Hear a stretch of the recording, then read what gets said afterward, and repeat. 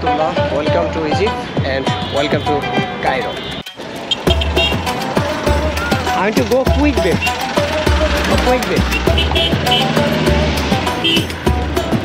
তো এটা করে যাচ্ছি দেখি।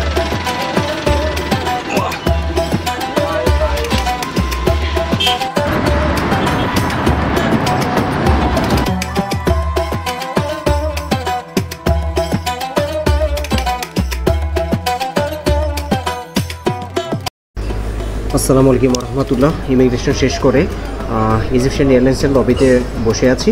আমি আজকে যাচ্ছি হচ্ছে ঢাকা থেকে কায়রো। মিশরটা কভার করব, আমি ওখানটা 10 দিন থাকবো। তো সেই অভিজ্ঞতা আপনাদের সাথে শেয়ার করব।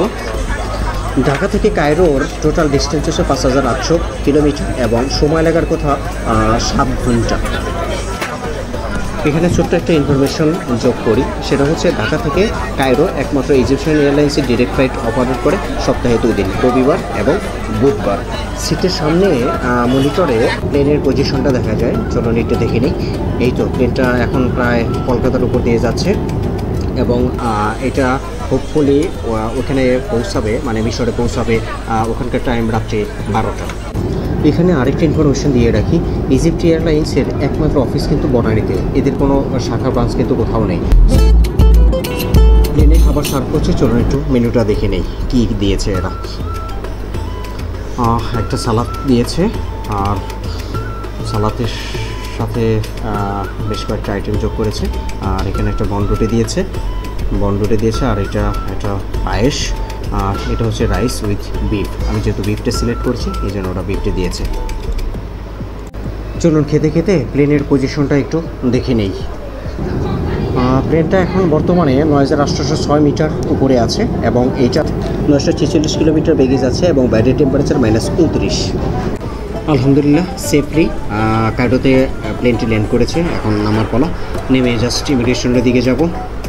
তো যেতে যেতে একটু অন্যরকম অনুভূতি কাজ করছে, একটু ভালো লাগা কাজ করছে। তো এখন লাগেজটা কোথায় আছে চলুন একটু এক নজরে দেখে নিই। আমার লাগেজটা হচ্ছে 5 নম্বর বেল্টে আছে। তো 5 নম্বর বেল্টটা হচ্ছে একটু ডাউনে, একটু নিচতলায়, সেখানটায় যাই। সেখানটা গিয়ে তারপরে বেল্টের পজিশনটা একটু দেখে নিই কোন জায়গাটাতে লাগেজটা আসতেছে। তো ইন দ্য মিন টাইম এই ফাঁকে আমি আপনাদেরকে একটু পজিশনটা দেখিয়ে নিচ্ছি। ঠিক নামার পরে হাতের ডান পাশে অরেঞ্জের একটা পাবেন, দোকান পাবেন, সেখানটাতে আপনি সিম নিয়ে নেবেন এবং আমি এখান থেকে একটা প্যাকেজ সিলেক্ট করে সিমটা নিয়ে নিয়েছি। সিমটি ইনস্টল করে আমি লাগেজটা সংগ্রহ করে নিই এবং লাগেজটি সংগ্রহ করে তারপরে আমি সিমটা থেকে একটা অ্যাপস ডাউনলোড করে নিই, যেটা হচ্ছে গাড়ির পাওয়া যায় এরকম একটা অ্যাপস। এখানে প্রচলিত আছে 2টা অ্যাপস, একটা হচ্ছে ডিডি আর একটা হচ্ছে গাড়ির। সেই ডিডি অ্যাপসটা ইনস্টল করে তারপরে আমি একটু সামনে গিয়ে হাতের ডান পাশে কারেন্সি এক্সচেঞ্জের একটা দোকান পাই, সেই দোকানে গিয়ে আমি কারেন্সি মানে হচ্ছে ডলারটাকে ভাঙিয়ে নিই, কারণ হচ্ছে এখানটায় মোটামুটি রেট ভালো পাওয়া যায়। ডলারটা এক্সচেঞ্জ করে আরেকটা ফ্লোর নিচে গিয়ে আমি পার্কিং এরিয়াতে চলে যাই এবং এখানে গিয়ে আমি আমার যে অ্যাপস আছে সেখান থেকে একটা ট্যাক্সি ভাড়া করি এবং সেই ট্যাক্সিটা চলে আসে এবং সেই ট্যাক্সিতে আমি উঠে পড়ি। বাংলাদেশ, ঢাকা বাংলাদেশ। এয়ারপোর্ট থেকে আমি যাচ্ছি হচ্ছে তাহির স্কোয়ারের আশেপাশে কোনো একটা হোটেলে উঠে পড়বো। তো দেখতে দেখতে প্রায় চলে এসেছি তাহির স্কোয়ারটা। এটা হচ্ছে তাহির স্কোয়ার। এই তাহির স্কোয়ারের পাশেই আমি একটা কোনো হোটেলে উঠে পড়বো। তো যেহেতু আমি এখানটায় আগে থেকে কোনো হোটেল বুক করে আসিনি, তো অনেক খোঁজাখুঁজির পরে আমি এই হোস্টেলটা পেয়েছি এবং এটা খরচ করছে $9। এখন রাত্রে হয়ে গেছে। ফ্রেশ হয়ে ঘুম দিয়ে সকালে নাস্তা করে তারপরে বেরিয়ে পড়ব। সকালে ঘুম থেকে উঠেই ফ্রেশ হয়ে নাস্তা করতে চলে আসি। নাস্তায় এনারা দিয়েছেন একটা ডিম ভাজি দিয়েছে, তারপর হচ্ছে টমেটোর 2টা স্লাইস দিয়েছে আর রুটি দিয়েছে, একটা কলা দিয়েছে, একটু পনির দিয়েছে আর এটা সম্ভবত আলু ভর্তা। এই $9 সাথে এই ব্রেকফাস্টটা কিন্তু ইনক্লুডেড ছিল। তো ব্রেকফাস্টটা শেষ করে আমি বেরিয়ে পড়ব কায়রোটা দেখার জন্য। আসসালামু আলাইকুম, গুড মর্নিং কায়রো। আমি আজকে সকালে বের হইলাম কায়রো জাদুঘরটা দেখার জন্যে। এটা হচ্ছে মিউজিয়াম, দ্য গেট। এটা হচ্ছে ticket price visitor 450 Egyptian pound, student 230 Egyptian pound. এই হচ্ছে ইজিপশিয়ান জাদুঘর। এটা আমি আজকে আপনাদেরকে ঘুরে ঘুরে দেখাবো, ভিতরে কি আছে না আছে সব কিছু বিস্তারিত জানবো। তার আগে এই জাদুঘর সম্পর্কে একটু তথ্য জেনে নিয়ে আসুন। কায়রো শহরের প্রাণকেন্দ্র তাহের স্কোয়ারের পাশের এই জাদুঘরটি হলো মধ্যপ্রাচ্যের প্রাচীনতম প্রত্নতাত্ত্বিক জাদুঘর, যেখানে 1,70,000-টিরও বেশি প্রত্নতত্ত্ব রয়েছে। এটিতে বিশ্বের সবচেয়ে বড় ফারাওনিক পুরাকৃতি রয়েছে। কায়রোর এই জাদুঘরটি 1902 সালে স্থাপিত হয় এবং এটি ডিজাইনার করেছিলেন ফরাসি স্থপতি মার্সেল ডর্গনন। চলুন আর কথা না বাড়িয়ে এবার ভিতরে প্রবেশ করি। এই তো জাদুঘরে ঢুকলাম, এখানে প্রচুর দর্শনার্থী অনেক। তো জাদুঘরটা টোটালটা কাভার করবো আজকে, দেখি কি আছে। উপরের দিকে যাব। তবে এখানে একটা বিষয়ে খেয়াল করলাম, সেটা হচ্ছে ম্যাক্সিমাম টুরিস্ট হচ্ছে ইউরোপিয়ান। চলুন একটু এটার ফ্লোর প্ল্যানটা দেখে নিই। দ্বিতীয় তলায় আছে হচ্ছে তানিশ এবং তুতানখামেনের টুম থেকে যা কিছু সংগ্রহ হয়েছে সব কিছু রাখা আছে, এই দুইটি মূল আকর্ষণ দ্বিতীয় তলায়। আর নিচ তলায় আছে হচ্ছে আমেনহোটেপের বড় যে মূর্তিটা এখানটায় রাখা আছে। গেট দিয়ে ঢোকার পরেই সবচেয়ে বড় বিশাল একটা হলরুমের মতো দেখতে পাবেন এবং এখানটায় আপনি একটা বড় বিশাল একটা মূর্তি দেখতে পাবেন এবং এটি হচ্ছে আমেনহোটেপ তৃতীয় এবং তার রাজকীয় স্ত্রী টিয়ের বিশাল মূর্তি। এবং এই কায়রো জাদুঘরের সবচেয়ে মূল আকর্ষণ হচ্ছে এটি। মূর্তিটি চুনাপাথর দিয়ে তৈরি এবং এটার উচ্চতা হচ্ছে 21 ফিট এবং প্রস্থ হচ্ছে 14.4 ফিট। এই জাদুঘর সম্পর্কে আরেকটু তথ্য আপনাদের সাথে শেয়ার করি। এই জাদুঘরটা অনেক বড় এবং এটার টোটাল 10,000 স্কোয়ার মিটার এরিয়া নিয়ে এই জাদুঘরটি গঠিত হয়েছে এবং এটাতে প্রায় 100টি এক্সিবিশন গ্যালারিজ রয়েছে এবং এখানে প্রায় উদ্বোধন থেকে এ পর্যন্ত 10 কোটি দর্শনার্থী এই কায়রো জাদুঘরটি ভিজিট করেছে। পাথরের বড় বড় স্ট্যাচু এবং ভারী ভারী যে প্রত্নতত্ত্বগুলি আছে সবগুলি কিন্তু এই নিচতলাতেই রাখা হচ্ছে। এত বেশি কালেকশন এই জাদুঘরটিতে যে প্রত্যেকটা জিনিস কিন্তু খুঁটিয়ে খুঁটিয়ে দেখা পসিবল না এবং দেখতে গেলে প্রায় সারাদিন পার হয়ে যাবে, তবুও কিন্তু এদের এই আইটেমসগুলি দেখে শেষ করা যাবে না। চলুন দেখতে দেখতে একটু উপরে ফ্লোরে যাই। সবচেয়ে আকর্ষণীয় যে জিনিসগুলি এবং ছোট ছোট আইটেমগুলি সেগুলি কিন্তু উপরের ফ্লোরেই রাখা আছে। চলুন উপরে যাওয়া যাক। উপরের ফ্লোরে চলে আসছি। শুরুতে একটা স্বর্ণের একটা চেয়ার দেখতে পাচ্ছি, অনেক সুন্দর।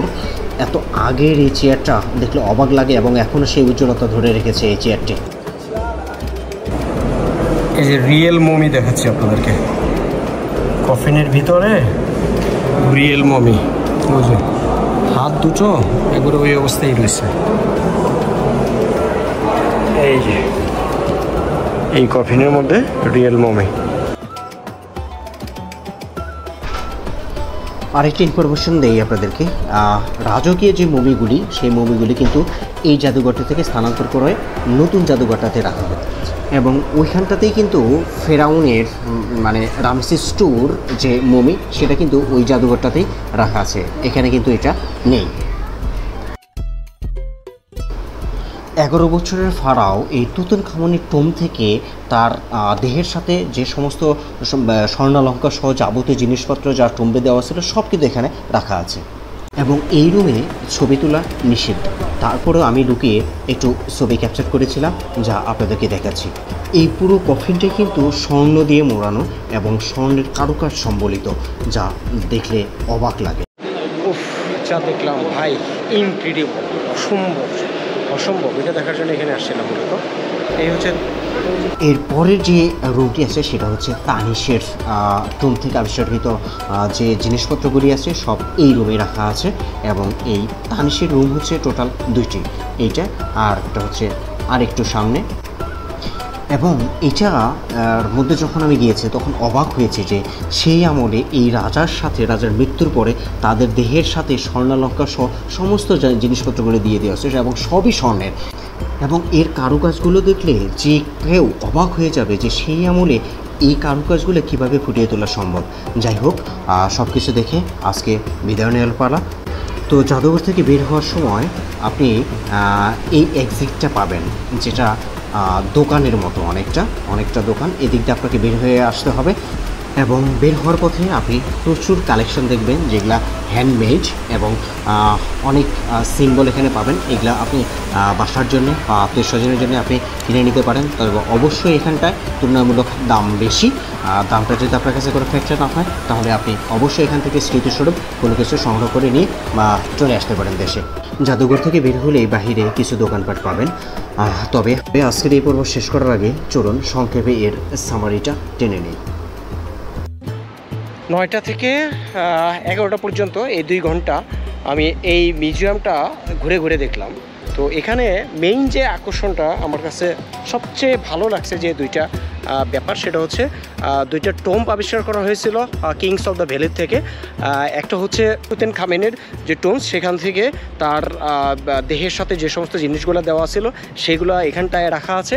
আর হচ্ছে তানিশ, এই 2 রাজার মমির সাথে যে জিনিসপত্রগুলো দেওয়া হয়েছিল সবগুলো এই জাদুঘরে রাখা আছে, একেবারে অবিকল। 2টা আলাদা ঘরে তাদের মানে ওই টোম্ব থেকে যা কিছু বের হয়েছে পাইছে সব কিছুই এখানটায় রাখা আছে। দেখা হবে। আর নেক্সট আরেকটা মিউজিয়াম আছে কায়রোতে, 2টা মিউজিয়াম এখানটায়। এই 2টা মিউজিয়াম কভার করে দেন আমি যাবো হচ্ছে গিজাতে। Thank you so much. আসসালামু আলাইকুম।